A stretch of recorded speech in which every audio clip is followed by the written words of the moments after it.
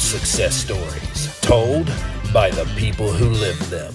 We're going to have some guests on this show that everybody knows, and we're going to have guests on this show that nobody knows yet. One by one, Nick Hyder is adding hits to the hit streak. Blessings, folks. Welcome back to another episode of the Hit Streak. I'm your man, Nick Hyder, and I got an extra special treat for you in the Hit Lab with me today. I've got the Chief Growth Officer of the TAR agency right here in Nashville, Tennessee, Tyler Jack Harris. Dude, what's happening? I am so fired up to be here. I walked in the door and I saw insurance agents and my mind started spinning and I'm like, oh my gosh, we have a lot to talk about today. I'm fired up to be here. Well, that is the truth, and it's rare that one, I have a insurance professional in here, but two, it's even more rare that an insurance professional that has killed it on social media, because they usually don't. And that's not a knock. That's not a knock. That's just a fact, right? Yeah. Because that's not necessarily how the industry has been ran for a long time, right? So you are the Chief Growth Officer of the TAR agency. Folks, check this out.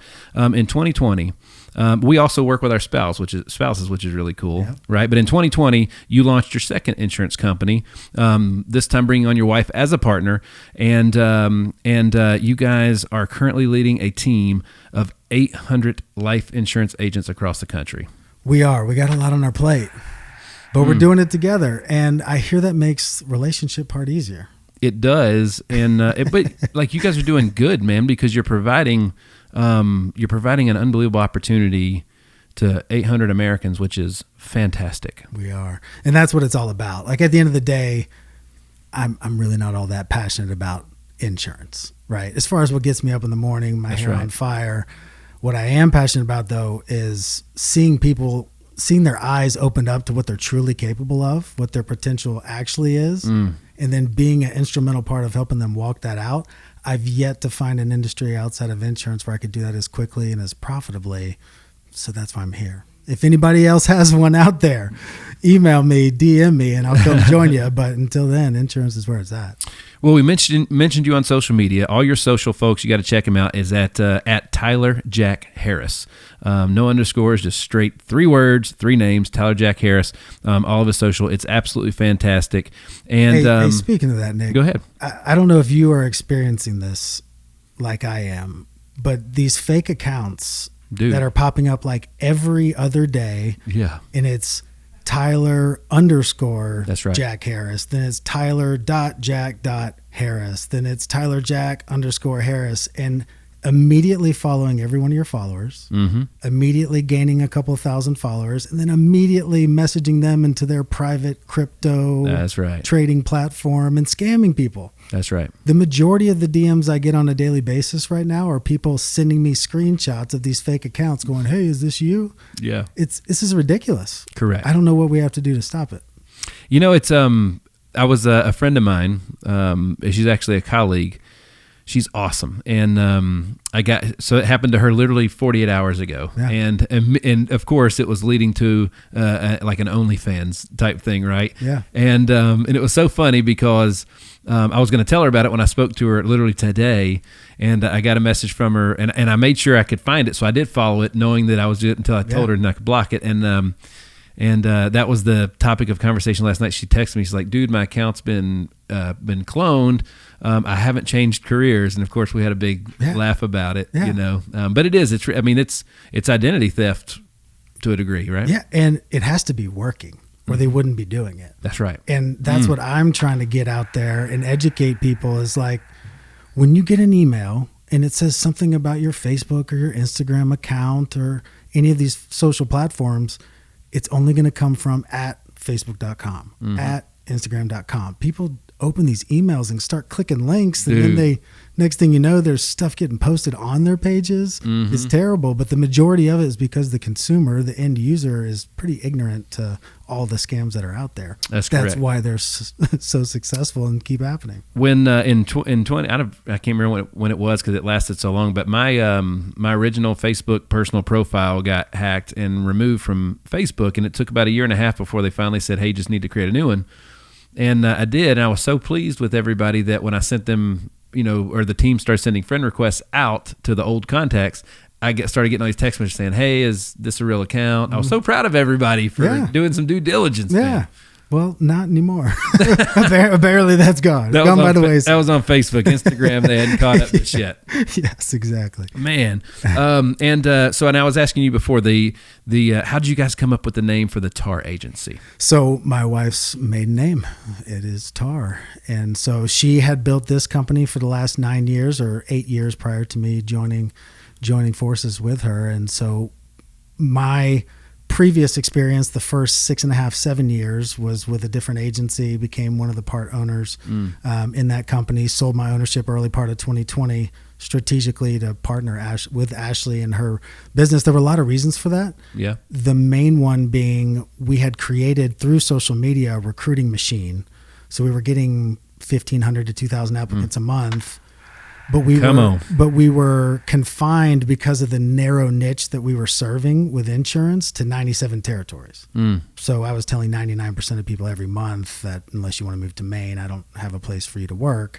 So it made sense for me to go into a system where I was not capped. Also, seeing that virtual was the future, we could not figure out a way to master that within the niche that we were serving to be able to do virtual sales. I saw her company immediately adopt that when COVID happened in like 7 to 10 days. And so for me, being able to go virtual and not being capped by how many agents that I can possibly lead was like the holy grail. That's right. It just so happened to be right at the beginning of the massive COVID shutdown when everything went virtual. So it paid off in spades, kind of that foresight of looking at like, hey, we got to figure out a way to go virtual. COVID forced it to happen.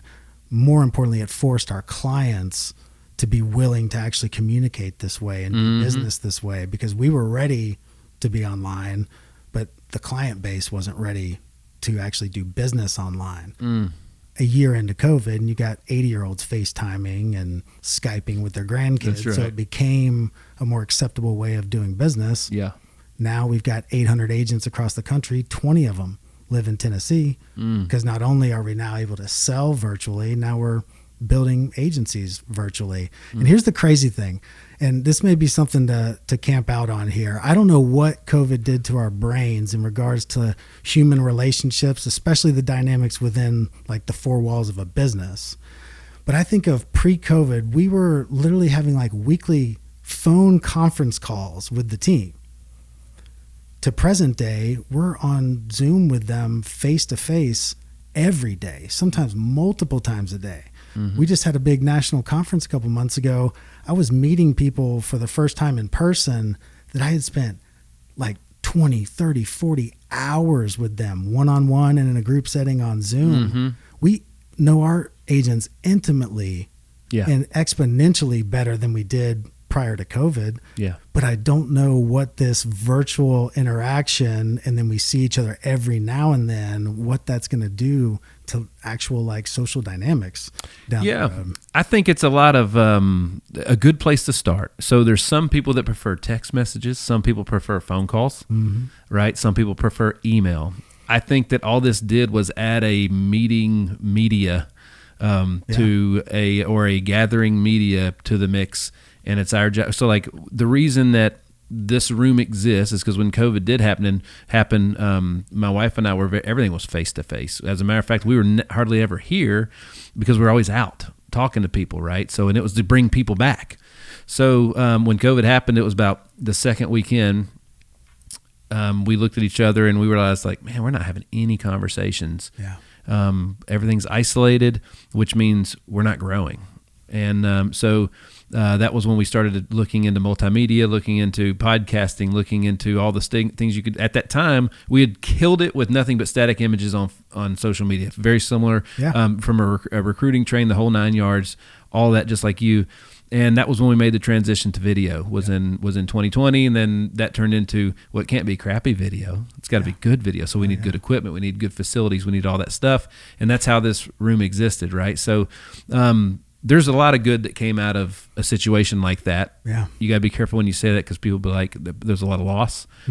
But like there was also good, and I think you judge a man by what he does after the next step after failure. Yeah. I mean, you look at the early adopters, like that's what we would consider ourselves at that time, was early to adopt to this virtual world that we were kind of thrown into. But how do we actually master this in a way that post chaos, we want to stay here? That's right. Because now we can get insanely profitable. Because, I mean, we were just like, we were meeting with our clients 100% face to face. I spent over 200 nights in a hotel every single year for the first 5 years writing business in the field. My last year was like 238 nights in a hotel.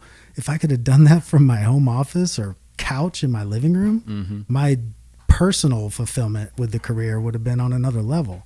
And it would have led to a lot less burnout and frustration of just being on the road and traveling, which there's no easy way to do it. What another way to describe like an office, it's 4 walls with a floor and a ceiling, right? So it's a box. Yeah. And boxes can be confining when they're full, right? So, and at the same time, the old saying, think outside the box, right? So like it forced a lot of people, it forced me to do it, and I'm grateful for that because we're better. Yeah. We're bigger and we're better and we're stronger, and we can help more people, which is what it's all about. I don't talk on the phone anymore. Very rarely do I spend more than if it's a 5-minute phone call, that's cool. But if someone needs to talk, we jump on Zoom. That's right. Or at least FaceTime, because there was something about that period of time where we needed a little bit more connection than a phone. That's right. That somehow lingered on, and now is just like, well, we can, remember? So why don't we continue to do that? Because I connected with you better when I could see you eye to eye. Yes. Why don't we continue that now that we don't have to? Because we can. The only downfall to it that I see is, a long time ago, I guess it's a long time ago, our sources we knew who the credible ones were. And, a really well-produced video sure looks a lot like credibility, but the information may not be. Yeah. And so it's to each his own. You got to figure things out, who helps you, who doesn't, and all that kind of stuff. But especially I'm 42 years old in a couple weeks. So like everybody that's 10 years older than me and above, boy, if it's a well-produced source, they trust it because that was all they did. Because in their old days, in the old days before all this stuff, the only screen they had was a trusted source. Yeah.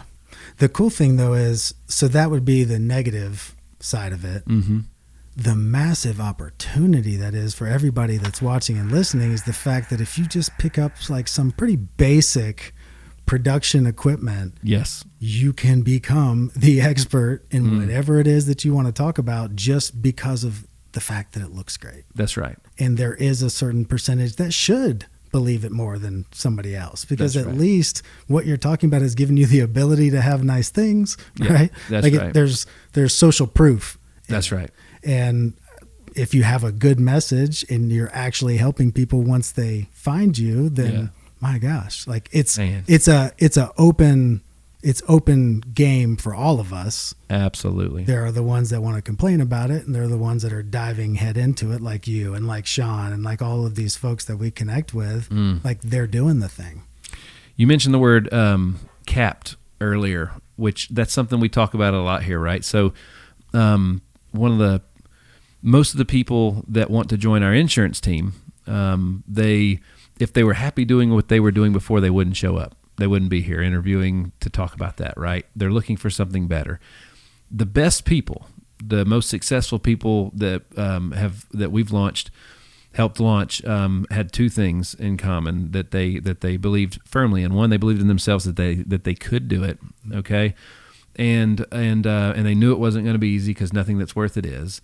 And the other thing is the reason that I'm here is because like I turned down a 6-figure salary to start an insurance agency where nothing was guaranteed anything at a time when I was at rock bottom way back in 2013. So, but the reason is because in the baseball world, I'd gotten into a situation where I was no longer, if I was the best, based on the investment that had happened in me and other people, I wouldn't have necessarily got the shot, the opportunity because of previous investments, right? So the reason I inked a deal with Andy way back in 2013 is because straight up, if I was the best, I'd get paid like the best, and there was no cap, there was no ceiling, and that was very intriguing to me because I totally planned on being the best once I got there. Absolutely, I remember a guy that I interviewed. This was probably 4 or 5 years ago. It still sticks out so much. he said that he had been in a position where he was crushing it at his W-2. Yep. Annual performance review came around, and he came in asking for, it was fair, but it was an increase based on the massive amount of load that he was now carrying because of all the business that he had brought into the company. And they gave him like your standard inflationary type raise. And he said, in that moment, I realized that I was hating the player because I didn't understand the game. Ooh, come on. And he said, once I realized that an employer can no longer ever pay you what you're actually worth, they can only pay you what the job is worth. That's or it. what they can replace you to do it. And he said, as soon as I realized that, he said, I quit the next day. Yeah. And I've been an entrepreneur ever since.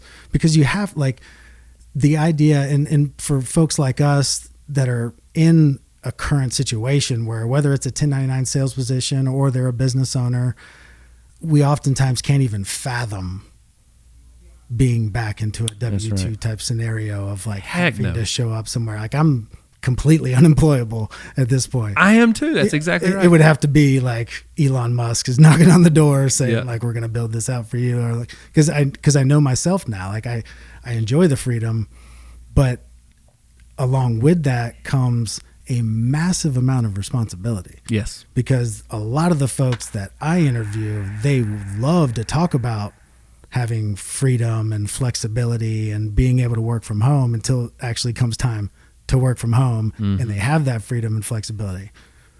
Can you get them to actually pretend like there is someone that at the end of the day is going to look at, did you work today? That's right. And there's a repercussion or a consequence for not doing so. Absolutely. The problem in a business like we're in, especially in sales, is that they don't feel that consequence tomorrow. That's right. Or even the next week. But they're literally digging themselves into a hole that they'll never get out of, because when you have to show up somewhere and clock in, they expect you to work. That's right. For 8 or 10 hours, then you clock out and you go home. Yep. But when there's nobody checking, do you have the fortitude to check yourself and actually be your own boss? Everybody wants to be my own boss until it's actually time to grade your performance as the employee. Yes. Then it's not so fun. I had a analogy I used to talk to the other agents about when they were first getting started, because we would say, hey, these are the things that these are the core principles that all successful agencies that came before you had in common. This is what they did, so on and so forth. And so like at the time, there was a certain amount of marketing that had to happen, whether that was engagement on social, having conversations with people in town, or just buying data and marketing to the data, right? So we would say, hey, here's a number that you need to average over 30 days to get to a certain amount to build a proper sales funnel so you can start helping people out. Yep. And those agents would, like clockwork, like employees, if the number was, 2,000, at 2,000, they'd jet. And the analogy was I was like, all right, so I got a wife and kid at home now. So the only thing that came to mind was I was like, so if I'm like, a caveman, all right, and my wife and kids are hungry, and if I showed back up at 6:30 with no food, what do you think she'd tell me to do? Turn around. That's right. Like, what do you do at home? You didn't provide. Work was over, right? You know what I mean? So you don't come back until you have it, but you might also come back early. Yep. You might get more than you need, but I was like, there's a certain level of ownership, and responsibility, like you said. It's very rare, absolutely, especially nowadays. Well, and it's their whole life they've been told when, where, and for how much. Mm-hmm. You know what I mean? So one of the biggest obstacles I tell all of our new cats when they first start is your alarm's going to go off, and for the first time in your life, I'm telling you where you should be. I'm not telling you where you have to be. Mm-hmm. For the first time in your life, you can turn it off or hit that snooze if you want. Yeah. You don't even have to set it, but you get to decide how bad you want this, how bad you actually want change, how fed up you actually were with your old situation. Oh, yeah. We deal with it every day. It's leading a 1099 army, a volunteer army. That's right. I love it. That's right. And that's, I had a young agent who was, quite frankly, is probably one of the most talented people that's ever come through our sorts. And he had a hard time. So nobody understands money when they get started in something like that. They have, and he had an issue with handling his money. He made a lot of it, but he never had any. Yeah. Right. So he had some issues to deal with that. And he looked at me, he's like, man, I think I need to go get a salary job where I got some stability. And I was like, So, well, first of all, you like your boss is never going to pay you enough to live next door. Okay. Secondly, that dude you're going to have to ask that person to be sick. You're going to have to ask them to go on vacation. You're going to have to ask them to go to your kid's school on a parent-teacher conference. You're going to have to ask for permission. That's not stability. Yeah. And they can also take everything they gave you away like that. I was like, stability's created, bro. Yeah. There's a price for stability. That's right. We tell I told Ethan's baseball team on Sunday at their baseball tournament as we're getting ready for a big spring season, dude, like winning is hard and losing is hard. Like pick one. Yeah. Being rich is hard and being broke is hard. Mm-hmm. Pick one. Man, the one that gets me the most is when you have someone and they're struggling in the business because they're not working. Mm-hmm. That's it. And they feel like they need to go supplement with a part-time job. Oh my gosh. To be able to supplement what they're trying to launch here. And when you actually break that conversation down and talk about the ROI of their time, like, okay, well, what's this part-time thing?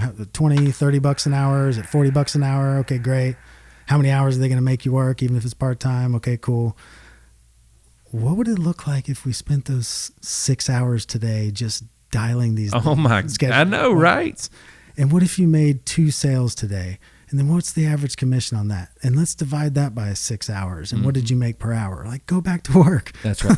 That's right. But it's the stability that they crave. And quite frankly, not everybody's meant to be somebody has to be an employee. An entrepreneurial situation. Yeah.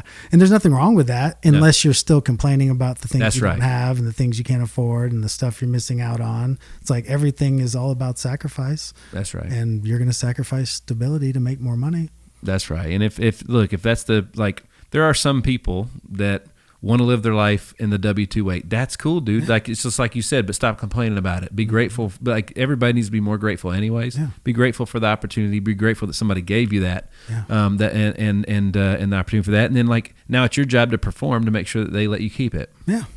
But it's always going to be competitive. I've got a 13-year-old, and we had a good talk last night about how I'm like, man, like, most of your life just happens for you, right? And it's my job now over the next 5 years to start to turn you into a hybrid of an adult and a child, so that way the hybrid model turns more into an adult the closer you get to, because I had help, a lot of help, but when I moved out at 18, I never once, I don't think I spent the night at my parents' house until our the tornadoes and stuff that went through here. We didn't have one for a minute with electricity and everything. So that was the first time I'd ever stayed at my parents' house, was when I was probably 40 years old. Wow. You know what I mean? After I left. That was right when I was first looking at moving here. Mm-hmm. And now all my friends that have older kids, they're coming back. Yeah. They got them coming back. They're like, dude, there's an exit here. Yeah. You got to go. You live your life, dude. Yeah. Well, there's failure to launch. I mean, mine's 6. I have a 6-year-old daughter, and there's things that we're talking about now about responsibility and about it's all those core first truths that they're learning today, which are going to be the things that you're either trying to train out of them or re-emphasize when they're in high school. That's right. But those are the things that, where do they get these concepts of entitlement when they're 3, 4, 5 years old? That's right. And so really being intentional about the conversations we're having. We talk to our daughter like she's 30. That's awesome. And she talks to us that way. Yeah. And she talks to her teacher that way. And I love it, because the whole idea for her right now is to put her in an environment where, number one, kids aren't annoyed by her and parents respect her. As long as those two things, if you're not annoying the other kids, then you're going to have friends and you're going to be social. And if other parents look to you as the one that oh, you're with her, okay, it's okay, you can do that. If that can be kind of your role amongst the parents, then that to me is going to set them up for a life of influence down the road. That might be one of the most important things that's ever been said in here. You know what I'm saying? That's huge, because if you learn how, you need to learn, parents have to do that, because what we find, all parents care enough about their kids, I hope, to say, hey, that person's not good for you. You shouldn't hang out with them. And we've said this multiple times on this show that but if they don't understand why and how to apply that later, they don't do it for themselves as an adult. And that's a huge issue. We talked, I asked all of my people, all of our team members, everybody we do business with, I don't remember who said it, but somebody's like, you're the average of the 5 people you spend the most time with. That's why it's so hard to get out of the trailer park or out of the ghetto, because you're surrounded by, that's what you're surrounded by. Yeah. So crabs in a bucket, dude, your habitat, you know what I mean? So it's unbelievable. And so, you having those conversations with I believe I have a daughter that's 1, so you'll have to test me on this later, because how I treat her and how I treated my son are two different things. But my son is, we've always pushed him to get up. We're not trying to keep you from falling. Just make sure you get up. Mm-hmm. That's the most important thing that we can do for him, for our kids, is just make sure they get up, because they're always going to get knocked down. Yeah. It's always going to be, if it's not hard, it's not worth it. Yeah. If there's an easy way to get rich, everybody'd be doing it. Mm-hmm. It wouldn't be no secret, so. Contrary to what the ads say. That's right. That's right. Back to kind of this whole last 2+ year period of different social dynamics and people being more at home. The reality is, as a parent, your first way you lead is by example, and they're always watching. It's going to be very interesting to see coming out of COVID, when it was a heightened situation with fathers being home way more and being under the microscope of their children for exponentially more time on a daily, weekly basis. What's going to be the fruit or that's right, or the issues that arise from that? Because for me, last night I was putting my daughter to bed, and she had this little toy cell phone, and she was holding it down by her side. And I pulled up my Instagram stories, and I said, "Who are you texting?" She's like, "I'm working." Oh no! And I'm like, "What do you mean you're working?" She's like, "I'm doing work on my phone." Where the heck where did that come from? Yeah. How many times has she seen and heard me say those exact same words? That's right. And not that it's at the point where it's a problem, but it made me think. I'm like, my gosh, what else is she saying? And then as soon as I turn around, modeling right after. Mm-hmm. That's the stuff that matters. And that's the responsibility as parents, to actually be there. That's right. But a lot of us were forced to be there for the very first time. Hopefully that was a good thing. I think as a Christian man, outside of my Lord and Savior Jesus Christ, I think that a child is the greatest gift we get given here on this planet. Yeah, absolutely. And my kid, I don't know if it was I didn't want to grow up or what, but because I was raised by such great people, it just kind of, it's like they say, you'll figure it out. Mm-hmm. And you truly do, because you focus on it. Yeah. I'll tell you a real quick story about figuring it out. So as I was mentioning, 200+ nights in a hotel each year, selling life insurance down in the backwoods of Georgia, driving all over the place. That sounds like where people get cast to hell. It's where people buy a lot of life insurance. I know that. And it's where the hotel rooms are cheap. But that was the first 3 years of my daughter's life, was me on the road like that. Yeah. And I was insanely intentional with the time that I was home. Okay. However, it's still 200+ nights a year. Mm-hmm.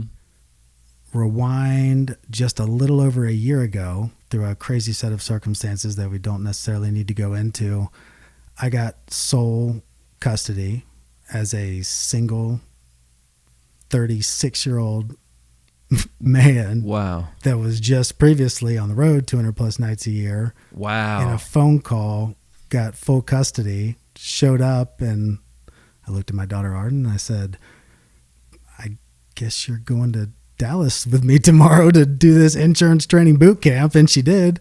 And talk about just going with it and just figuring it out. My gosh, we got thrown into an absolute whirlwind together, but it's the greatest thing that has ever happened. My relationship with her now, that's why she acts like an adult, 'cause she's been through adult-like situations, but she knows how I feel about her, and she knows that she's safe, and she's the happiest kid on the planet. But all of those difficult things that we go through in life with our kids, that's, if we're handling our stuff, Like that's what creates that tie. That's what creates that ability to at 13 be having these conversations, is because of the conversations her and I are having right now. That's awesome. Right. Yeah. But like, it would be easy for me to look back and be like, oh, like, victim, this happened to me. It's the greatest thing that ever happened to me in regards to my actual impact and legacy on this earth, is to be the father that I should have been. Yeah. I got forced into it. Sometimes we're stubborn and we need to get forced into things, and that's kind right. of the way God works. The another perk of being responsible for your own life is you can take your kids with you when you go to stuff like that. So like when Ethan was young, before he got into school, and with school comes sports and everything else, but when he was too young for that, dude, he was with me every day. Yeah. Like at work, it was I have so many pictures of him with work, and he wanted to look sharp and put on his handsome clothes, as he called them, with his lapel pin back when I wore suits all the time. Dude, it was the greatest thing ever, and I miss those days. I love those days. They were the best. Oh yeah, he's going to be the newest podcast host. So if you ask him, he should be already. So, and he's actually been on. He had his own episode when he got his first paying gig as a musician and an actor. So I brought him in and let him do an episode. It was neat. It was almost a year ago. It'll be a year ago, and right at New Year's this year when we shot it. So, side note, and we don't have to dive in here, but in regards to social media and fathers, I want to put out a challenge, because oh man, let's do this, because like, you now have the ability for the rest of your life, but more importantly, the rest of his life, he has the ability to go back and watch that podcast, listen to that podcast on a repeat. So if something happened to you tomorrow, how much content have you created, posted, and is out there forever? That's right. Where he knows exactly how you felt about him. He'll hear this conversation with you talking about how cool he is. We have the ability to do that at scale now with our phones that are in our pockets. And so for any father out there that's not doing it, they are choosing. That's correct. To rob their families. That's right. Of the invaluable, like, everyone's heard the story of the grandfather that dies and they find some journal in the attic, or a grandmother's diary in the attic, and every word, it's like, oh my gosh, she wrote this. Imagine being able to watch a vlog episode of your dad when he was your age tonight. Endless amounts. I would watch it every night. That's right. And so for the excuse, I'm a private person, don't post it. That's right. Put it on a hard drive. And what are you private about? Like, you know what I mean? Like, good grief. The people that have their, like, it's called social media. And when you make something private, that's an antisocial. It's the opposite of what it's used for, right? Yeah. So if it's called social media, then you need to be more social, the most social that you can. But it is like, we were talking about that the other day, how, like, I don't think I have one video of me under the age of like 3 in my entire life. So like, I couldn't tell you what I sounded like. Yeah. If my son wanted to see it, I think we have like a couple of like old real, like with no sound, where you have to have a machine that we don't have anymore that would play film and project on like an old school movie projector, I guess. Right. So, but like, yeah, it's nuts how all this stuff will live forever, which, like, I'm no saint or angel, and I definitely don't have I don't speak with perfect grammar and use words I shouldn't from time to time, but I definitely don't do it on a microphone and post it on social media. And I know I got a lot of friends that do it, and that's okay. That's up to them. Yeah. You know what I mean? But I don't want my kids to remember me saying. We always tell people everybody gets to choose the legacy they leave behind. Like, we used to also say that, by the way, when we went for the clothes and the insurance. That's right. That's right. But that's like, why you buy it. That's why you have it. Yeah. Right. That's why I have it. Yeah. You know what I mean? We all do. So, well, dude, you guys have been, let's shift to the, let's stay on the social media and the personal brand stuff. Cause like, I mean, when, and thanks to the amazing and mighty Sean Kaplan, who's a previous guest for hooking us up and connecting us to make this happen today. But when he sent me your stuff to make the introduction, I was extremely impressed. Thank you. With what I saw. What it told me was that you take a lot of pride in what you do, and you give a crap. Yeah. You're not putting subpar stuff out. It's really good. Man, I really appreciate that. It has been it's a labor of love. And I think that's one of my biggest pieces of advice to folks that are really looking to dive in kind of head first into really leveling up on on social, whether that's a personal brand or going to the extent of podcasting and vlogging, things like that, is you got to find something that you love about it. That's right. Like, I'm a creative person in the insurance industry. So this was my creative outlet. That's right. And so for me, the reason why I got started altogether was because at the time, this was almost 6 years ago, I'd had a massive transformation in my life financially and just like the person that I was becoming, but I wasn't the Gary V and Andy Frisella and Ed Milet's of the world. And when I looked at the current, at that time, state of social media, there were only two types of people putting out content at scale. One was that, which is the multi-millionaire, which is incredible. And I've learned an insane amount from these folks. Absolutely. Please keep putting out more content. But a lot of it's unrelatable because of their infrastructure and just kind of where they're at now. Yeah. Then you had the second type of person, which was basically the person that was faking that they're the first. Yeah. And there was nobody in between. You had like Andy Frisella, like at least giving like some raw truth of like, it takes 17 years of excruciating work to get to where I am. Yeah. That it's nothing fly by night, get rich quick. But there was really nobody that had some significant success, especially in a small period of time, but that was still in the heat of it, talking about like present day. That's right. And so it felt like this massive opportunity to capitalize, because obviously the goal was to one day be unrelatable and all that. But while I had this small window of time, create as much content as humanly possible, even if just for the recall 10 years from now, 15 years from now, 20 years from now, of like, no. Yeah. We've been here having these conversations. So for me, it started on Facebook Live because that was the only live platform. It was like that and Periscope at the time. And I wanted it to be live because you can only fake it so long when you're live. Yeah. But here's the key. And for anybody out there that's in sales or anybody out there, period, Listen up. This is the key. I use social media as an accountability tool because the main focus had to remain focused, which was I had to sell X number of policies each week to cover my expenses and to do what I needed to do. So social media, yes, I was going all in, but it couldn't be a distraction from the main thing, which was selling that certain number of policies each week. So every Sunday, as I was driving down to Georgia at the time, and I'm not advocating doing this while you're driving, but I would throw the phone up on the windshield mount, and I would go live on Facebook, and I would say, hey, I'm going down to Atlanta. I'll be there till Thursday. My goal is to sell 100 life insurance policies. I'll come up each day, update you where I'm at. Jump on there Monday. Today I sold 12 out of 100. Day one's over, and I'm way behind. Got my teeth kicked in. I would try to say something of value. Day two, sold 35 today. I'm right back in it. Day three, day four. A couple weeks into doing this, I would have complete strangers sending me Facebook messages saying, hey, bro, I know you're going into your last day of meetings. I think you need like 8 more policies. We're rooting for you. That's awesome. So if you just simply think about the law of attraction, I said 100 policies 500 times that week.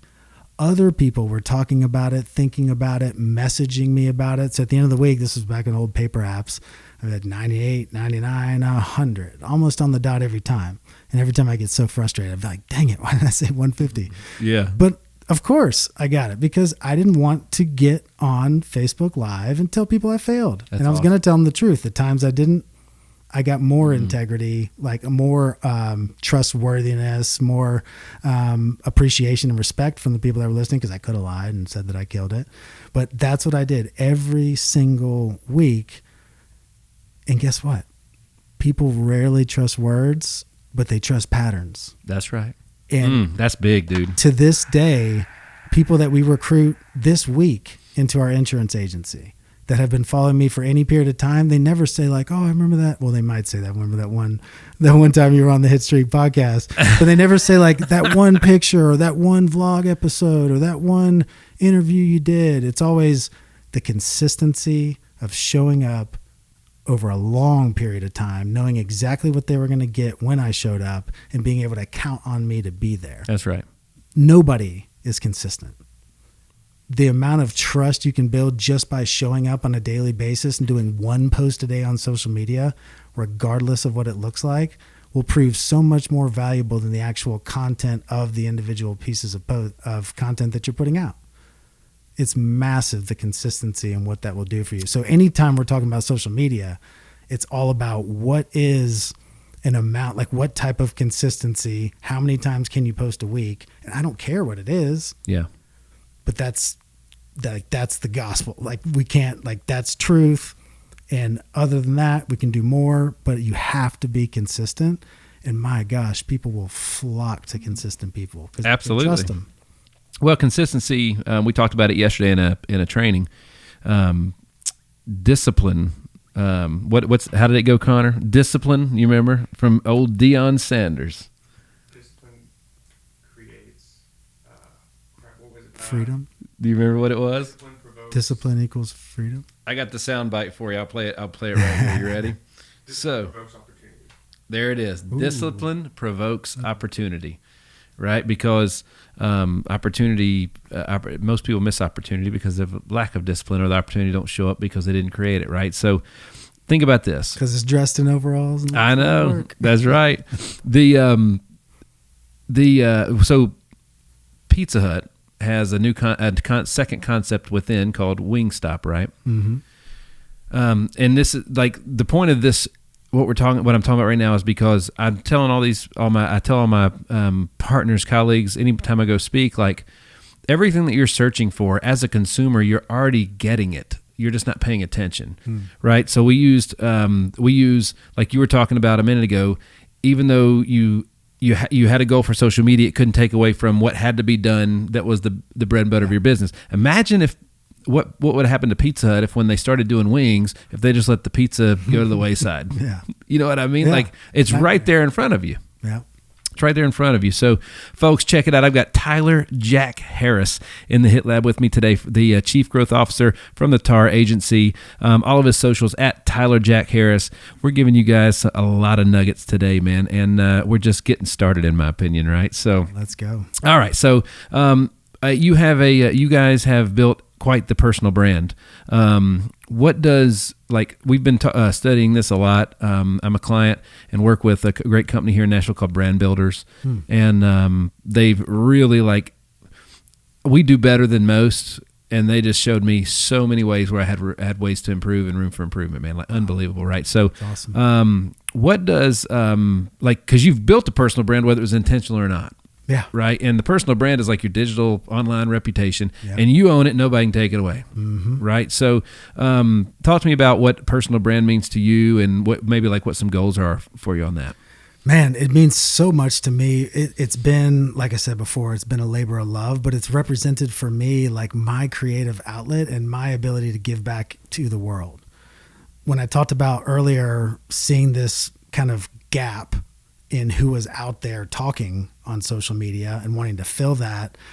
For me, like the reality, these mentors came into my life, happened to be in the insurance game, gave me an opportunity in insurance, and my life was radically transformed. Who would I be not to try to do that for somebody else, even if at a small percentage, just to pay it forward? Thank you. So taking a page from Gary Vee's playbook, I made a commitment day one not to monetize anything I did on social media for 5 years.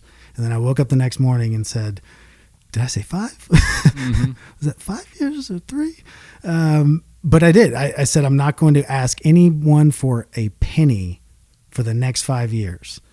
And so 5 years was up January of this year. Oh, wow. So for the first 5 years, I put out over 50,000 pieces of content. There's 4 podcasts, 2 of them original, the other just the audio versions of the vlogs. But we had a daily vlog. We were doing it 5 days a week on a 24-hour turnaround. This was while I was selling 100 to 200 life insurance policies a week, one-on-one, face-to-face. So my videographer's in the car with me. That's right. In between meetings, we're filming. We're up till 3 a.m. editing and getting it posted, and then taking all the footage from today and downloading it so that tomorrow he can sit in my car and edit it while I'm in meetings all day tomorrow. All of that we did without ever, people used to ask about life insurance, and I wouldn't even respond to them because it didn't even sell a single life insurance policy through social media for 5 years. Not one single penny did I get, because for me, it was creating that disproportionate value. And it was the reality that it made it, to me, in my opinion, it made it that much more valuable what I was saying when it had nothing to do with a transaction occurring and taking place for me to say it to you. That to me hit a whole lot heavier when everyone was out there trying to get you to pay for their advice and pay for their program or their mastermind or their coaching or this and that. I'm saying, hey, jump on this Instagram live that we're doing Q&A and I'll spend the next hour with you. That's I don't awesome. need your money. That's right. I'd like it at some point, but like, I don't need it. And so I think there's a difference in those that need it versus those that are actually doing it to give back, because it's not a transactional decision. I didn't look at the 2 hours that I'm spending today on this podcast. How am I going to make up for that time loss and opportunity cost? Because there's no monetized, like I don't think about the monetized value of this conversation. When you take that part out of the equation, it just gives you so much freedom to just pour and give and just love on people, because you don't need them to buy something. That's like right. I have no need for them to agree with me. That's right. Right. And not that I'm confrontational, but I just think it gives me the ability to just say the truth. Absolutely. And to give people advice that if they were paying might get a little awkward. That's right. Frankly. That's right. And so having done that for 5 years and now kind of like walking in like an infant, quite frankly, into the monetization of all that has been built over that 5 years, it's been interesting, because I went from a 5-person media team to me and my videographer on top of, now we can monetize, but there's a million different ways to do that. And none of them really feel great right now. And so just kind of tasting, I'm doing coaching and we're launching a couple things here and there. But the cool thing is social media is such a part of who I am. That's right. To not post would not be authentically me. And so as we're figuring out the monetization, we're just doing what we're doing and doing what we always did, the way we always did it, and just providing as much possible value as we can. To this day, income is the outcome, not the objective. The income always follows. I'm just trying to figure out, just trying to figure out where to go pick it up. That's right. But the reality is, if I never made a single penny from social media, meeting you today, meeting Sean a year ago, meeting probably like 9 out of my top 10 best friends right now through social media, like that's worth it. That's right. In perpetuity forever. So I think the end game for social media for me is impact. That's right. If we can make money in the process, that's great. I'm all for making money in the process, but it's not the decision-making factor on what we decide to do. Well, the money comes from the relationships, right? And all you're doing through social media is just building online digital relationships, right? So it's still your job. It's still your responsibility to make those relationships. Relationships grow when you plant seeds and you work at them, right? Yeah. You nourish them, right? So you nourish those relationships, you grow those relationships, and if it's a professional relationship, there'll be some money exchange at some point, right? Yeah. If there's some value and somebody wants to give you money for that value, that's how it works. Yeah. And then the reality is 6 years later, I found myself in a very, very unique position that I have built this personal brand, but I also did it while selling a whole lot of life insurance and then becoming an agency owner of a IMO, now owner of a agency with 800 agents in it. There's been a lot of different things that I've been involved in while building this brand. So now my attention and focus is going to training other people in the insurance industry just to do exactly what I did, making sure that when you go in on social media, because so few in the insurance industry, even still like right now in the real estate industry, still kind of like the wild, wild west when it comes to social. There's a lot more doing it good, or doing it well. But when it comes to an insurance agent or agency owner that needs to go write a bunch of life insurance to pay their bills, but also wants to build an agency and wants to grow, how do I, with my limited time, resources, and capacity, go build a personal brand today? That's what now I'm passionate about helping people do, because it's what I had to do. That's right. Yeah. That's exactly right.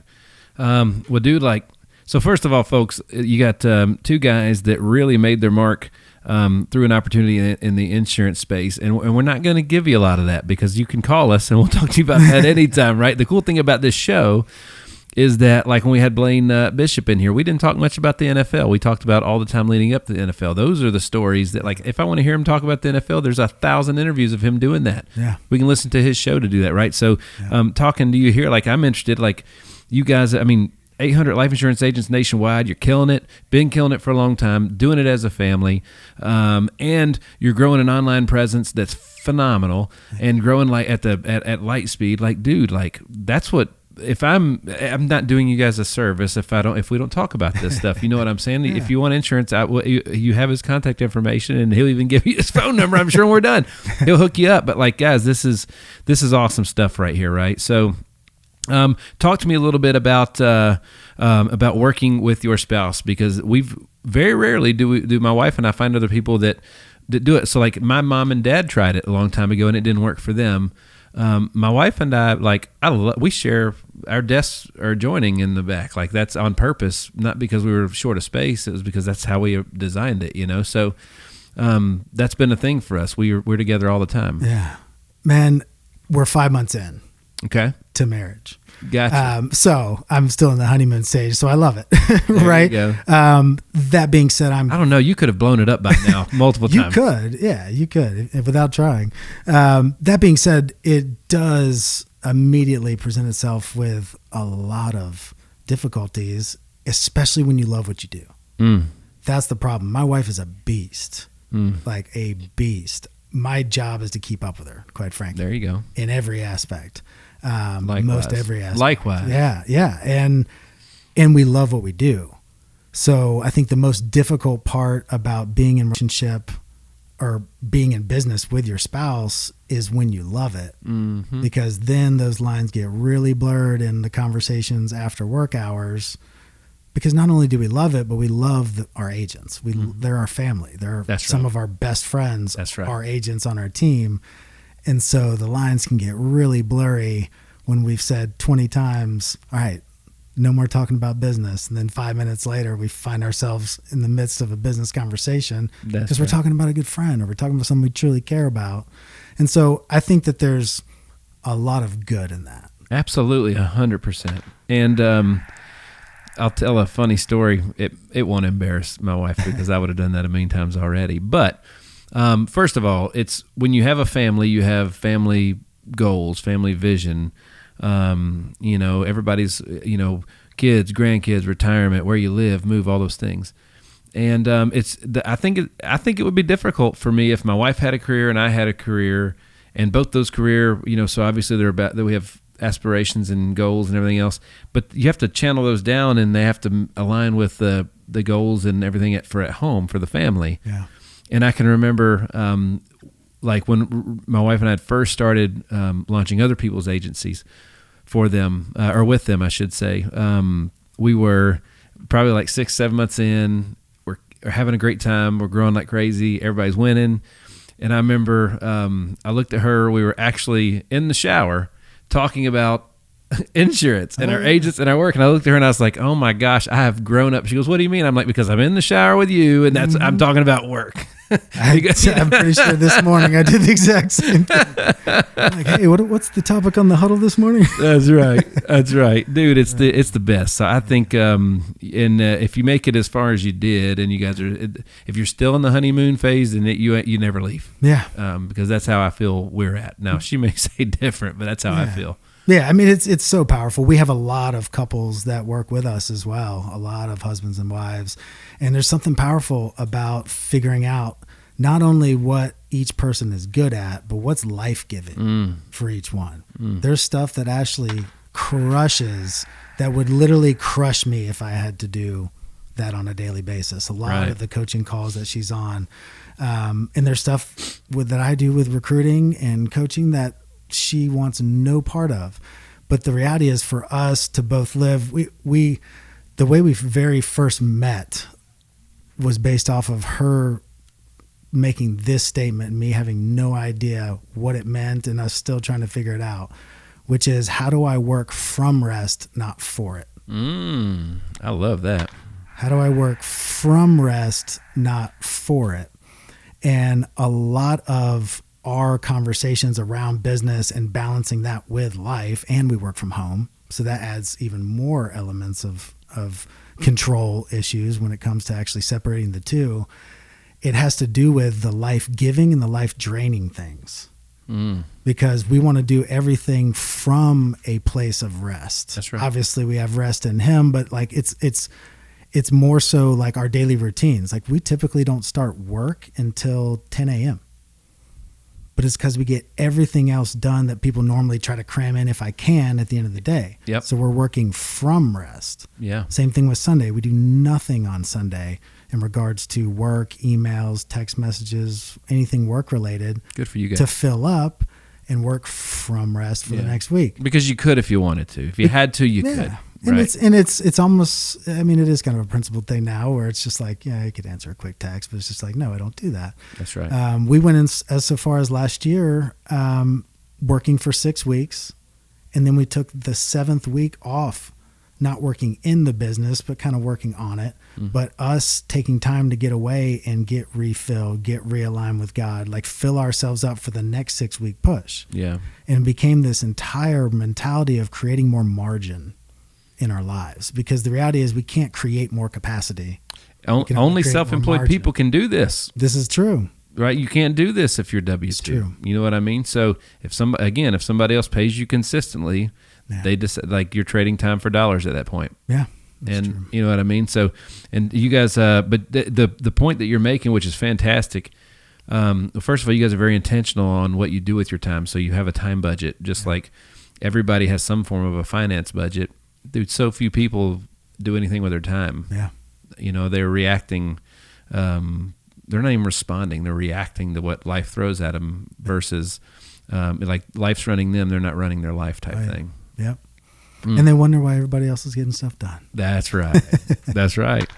Well, check this out, folks. So we've been talking about a lot of stuff, personal branding, social media, working with spouse, everything else. Got Tyler Jack Harris in the building with me today, from the Chief Growth Officer of the TAR Agency. Check this out, folks. In the last 2 years, a 71% increase in sales is what you guys have accomplished here, and it may even be that's probably has changed even more since that was tracked last, right? It's been record months all year. But how many people can say 71% growth during the craziest 2 years in the history of the world? That's right. So the people that argue that, hey man, personal brand's not important and it's not, to me, like, look at, I mean, just, it's funny, man, when the bigger your personal brand gets, the growth of your business usually will mirror that. You know? Yeah. It's, to me, it all has to do with your ability and willingness to change. The only constant in any business is change. But when you're in a business where a sales driven business, you have to be able to adapt and adopt quickly. Yep. So when COVID happened, things went virtual. People said, I don't want to do virtual, and they decided not to. Yep. That was fine. That's exactly what led to that 71% growth, because now we're able to see twice as many people. There it is. Instantly. That's right. The ones that adopted it quickly and then figured out best practices and mastered it, they're the ones personally that saw the 71% increase in their income, right? But the ones that are still right now saying, well, you can't sell on Zoom. You can't sell life insurance on Zoom. Like, well, 71% more would... That's right. Would beg to differ. Argues real quick. Well, change is inevitable, but the growth portion is optional to each person, right? So, with every challenge that comes with change, there's opportunity. But most people only focus on the challenges rather than the opportunities, right, that are on the other side of those challenges. So, I mean, 71%, dude, congratulations to you guys. That's fantastic. And like, you guys are just, I mean, you haven't even really truly like hit the ground running yet. Yeah. It's going to be interesting because now we got chaos in the market. That's right. So now all of a sudden our advanced market retirement products, people are terrified. Yeah. And they're staring at 401ks and IRAs and retirement plans plummeting. And that's a perfect time to step up and be the one that's knocking on the door or giving them a call saying, hey, just wanted to see how you're feeling about your retirement. That's right. And let us know how we can help, right? Yeah. So talk to me about what you do when you are coaching some of your top performers. Yeah. How do you handle those guys one-to-one and all that kind of stuff? Yeah. So again, not monetizing for the first 5 years on social. This is something that I just launched publicly this year, back in January. Very quickly closed it off because I reached maximum capacity on my own schedule, because I do guard that. But the cool thing is I'd taken 237 insurance agents through this coaching program prior. They just happened to be insurance agents that were on our team. Mm-hmm. And so I had massive track record of success with it. Over the first 12 months when we rolled it out, they saw a 37% increase in sales, which for our agents at that time, that was like 125 to 140 grand in income increase over the first year. Let's go. The coolest thing is I would meet with them every other week for an hour on Zoom, and we would talk about business in that hour, probably 5, maybe 10 minutes. Mm-hmm. But we really went all in on the other areas of life and figured out how to give them laser-like focus in each area. It's based on the premise that high performers, high achievers, they balance through addition, not subtraction. That's fantastic. Everybody, the reason I'm so just beyond frustrated with this work-life balance conversation is because it only represents a conversation of needing to work less. Mm-hmm. Mm-hmm. You never hear somebody going, hey, I killed it at home this quarter. Next quarter, I got to put in some more hours at the office. It's always a reason or an excuse to work less. Mm-hmm. If you need to be with your family more, be with your family more. But it shouldn't have to take away from everything else. It just needs to take away from the stuff that doesn't matter. That's right. That's right. You only have a certain amount of time in a day, and you have to prioritize those things based on the ROI being impact and relationship with family, but also the ROI of every single task, like getting the laundry from the dry cleaner and mowing your lawn. It's a horrible use of time if you're complaining about not having enough time for your family and your career. Mm-hmm. It's like, who am I to say that I don't have enough time for my family and I don't have enough time to provide for my family? That's right. Like, that's our only thing we're supposed to do. That's right. So all of the other stuff, and it may include sleep. Mm-hmm. You may need to sleep less. That's right. Or sleep faster. Yes. Yeah. Sleep faster and enjoy it longer. But you're not going to increase your level of influence in the workplace and at home by constantly looking for places to take away from. It's looking for places to add to. So I take them through this process. It's called L.I.F.E goals. It's a very cheesy acronym. L.I.F.E stands for love, which is relationships. Hold on, I'm going to write this down. This is good. I like it. L.I.F.E goals. Yep. L is love, which is relationships. So obviously spouse, partner, significant other, but family, circle of influence, business, relationships, network, all that. I is influence, which is all things personal development. I wrap faith into that as well. But basically becoming the person that's going to achieve the goals in the other areas. F is finance. So obviously business, but we're going to look at the goals outside of just your business objectives. Like, what are you saving for? What are you planning for? What are the big things that we need to be actually planning out and executing on, which most people don't break down to the minutia. E is energy, which is the body. So all things fitness, wellness, health related, diet, nutrition, all that good stuff. We create 3 90-day goals in each of those 4 areas. And then that is our roadmap for the next 90 days. We reevaluate them every 90, and I'm jumping on Zoom every other week, largely just holding them accountable to the things that we agreed were the absolute most important. I know. So we're jumping on them saying, how was your date night Friday with your wife? Well, we didn't do it this Friday, but it was good the Friday before. Yeah. Well, what happened? Why do people negotiate with themselves? Yeah.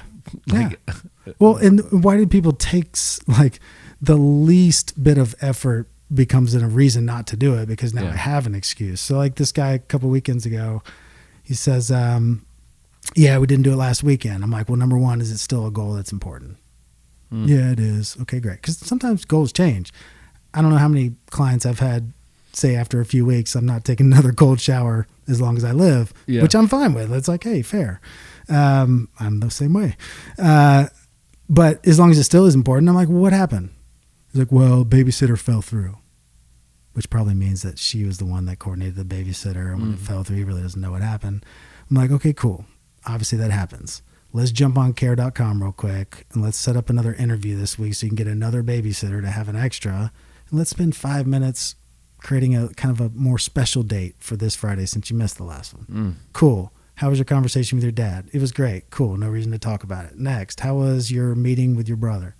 So we're going through all these things just to make sure that they're doing the ones that they're not doing, the ones that they're not getting done. We're going to figure out like why and make sure that over the next 2 weeks you get those things done. That's right.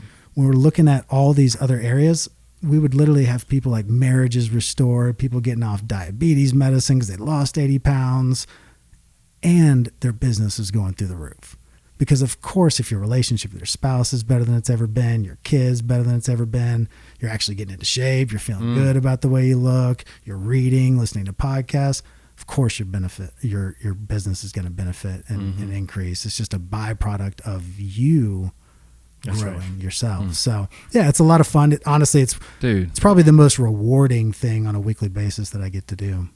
You get content out of it too. Yeah. Yeah. So you call that what do you call that? The life? It's called Life Goals. Life Goals. Dude, I like that.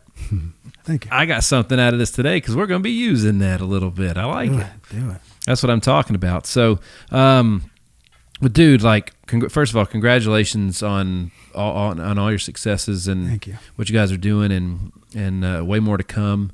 No doubt, all the people that you guys are working with, I hope they understand how blessed they are and how grateful they should be for the Lord putting somebody like you guys in their lives. Thank you. Because you obviously care. You're investing a lot of time, not in necessarily into their businesses, but into their well-being, right? And their lives and lifestyles and everything. It's awesome. Dude, is there anything else that you'd want to chit-chat about before we bring this sucker to a close? Anything else that stands out to you?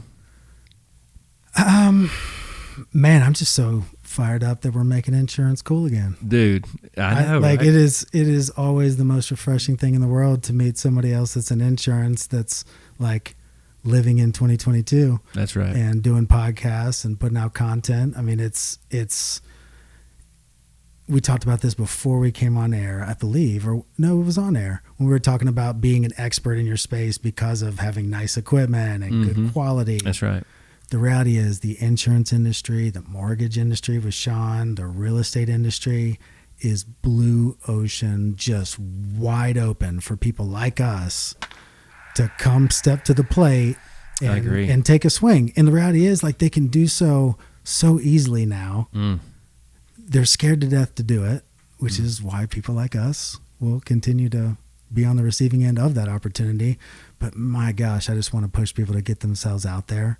Those first Facebook Lives that we talked about, it was my mom, a random dude from high school, and a stranger that I didn't know. That's right. Like for the first 6 months, right? But I was getting on there. Hey guys, like what guys? Like, Yeah. Like what's up, everybody? There's no everybody. It's like, Mom, why are you on here? Better see me. Like just keep putting that stuff out there because to this day, it's the only reason. That's right. Why the influence is where it is. Why I have earned the right.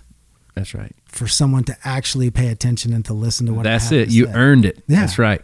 And it was in those nights when it was 1:00 in the morning and I'm like, crap, I said I would do a Facebook Live. It's the last thing I want to do. And you do it. And people are like, oh, he said he did it at one. Man, That's right. That's someone I can trust. That's someone I want to listen to and that's someone I want to follow. Like the patterns of your behavior, man, are where a lot of the trust comes from, dude. Yeah. Trust is so important. Communication is so important. Raising a teenager, just wait. Yeah. Them understanding. I'm terrified by it. Dude, them understanding. They're learning all the hard lessons about trust and honesty and the differences. That just because it wasn't a blatant lie, you purposely leaving something out it's not honest either, right? It's deceptive, right? So it's kind of crazy, dude. But it's again. They wouldn't be top of my mind if I wasn't going through it at home with my son. So again, it's just a great gift to keep things relevant that need to stay relevant and keep things moving forward. So, I have yet to find it. Maybe you know of one problem that happened in the history of mankind where they were like, dude, they communicated too good, and that's how the problem happens. And here's like a plot twist. Conflict is a good thing. Heck yeah, it is. Because it's proof that both people are trying to fight for the better good of the relationship. It's effort. That's right. It's effort, man. So many people, myself included, have avoided it for the longest time. until I realized that it's actually the most unkind thing That's right. that I can do is not enter into conflict with folks. But you're exactly right. It's like an objection. Everybody in sales, if somebody cares enough to object your sales pitch or your sales offer, like that means they're buying, dude. That's a buying signal because they cared enough and took enough time to argue with you. Especially if you're not good. That's right. If you're not good and they have no questions, you should question them. That's right. On do you actually understand this, and am I going to get a charge back in a month? Dude, and like an objection is like that. Like, what if they don't give you an objection? The other answer is just no, right? So, like, dude, the objection is like those. Like, dude, that's a lifeline here. You got another shot here. Let's go. Come on, man. You know. This is a confession, guilty pleasure of mine. I love watching like the singing audition shows, but just the highlights because I don't have time for the big story lead up. But I just love watching. I get emotional watching them. Yeah. But there was this weird one on last night that all of a sudden went to it was like this Asian version of like America's Got Talent and American Idol, but it was like a countdown of time. And then when it got towards the end, all of a sudden someone would go, boom, plus 10, boom, plus 10. It would give them 10 more seconds so they could keep on singing. Oh my God. And all of a sudden it'd be like 50 seconds and all of a sudden it would pop back on. That literally is like that objection. I'm like, oh, if I can just keep them on here for a full hour. That's right. I know I'll sell them. But they got to give me somewhere to take this conversation, and might as well be to where their actual concern is. It's like a negotiator for the police department. They're trying to keep that person on the phone as long as they can, right? Because bad things happen when they're not, and you're not connected and you don't have a voice. Yeah. It's insane, dude. Well, brother, like, dude, is there anything else? I mean, seriously, we could go on all day long. I'm just blown away with all you guys have done, your outlook on everything. It's just so cool to meet good people, and not just meet good people, but that are also successful. Yeah, successful at home and in the business, and so many more people. If you have 800 life insurance agents, well, all those people have, 50 to 500 or more or 1,000 clients. So think about a simple math problem, how many lives you're touching just because of what you're doing, dude. It's incredible. So I will touch on something that you just said. It's almost shocking sometimes to meet good people that are also successful. And so this is a challenge that I would put out to everybody because I talk about this with every organization. This is like no industry specific, company specific. If you were to have a way to chart, which you can, the actual performance, like dollars revenue generated by individuals, teams, whatever, throw that up for XYZ company.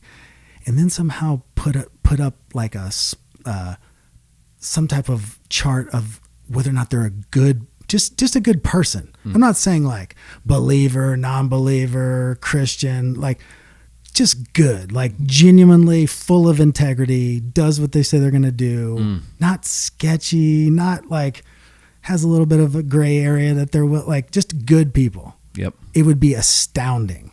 The fact that those that are actually charging after things in life are not the good ones.